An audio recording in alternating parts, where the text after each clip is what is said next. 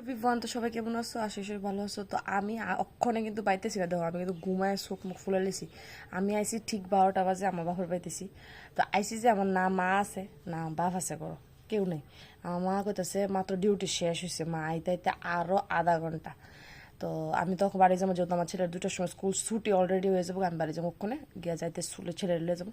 তো আইলাম বাপের বাড়ি, খাতিরদারি করবো আমার কেউ যে খাতিরদারি যে আইসে যে জল দিমু খাওয়ান দিমু, কেউ নাই খাতিরদারি করেন না।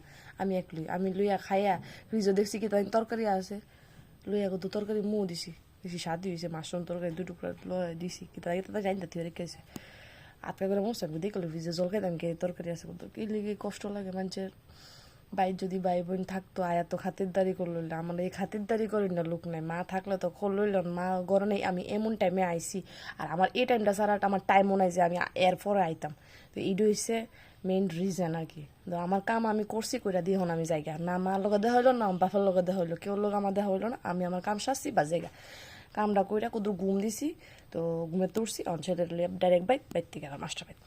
কি জীবন আমার, ভাই হাসি উঠে আমার জীবনে।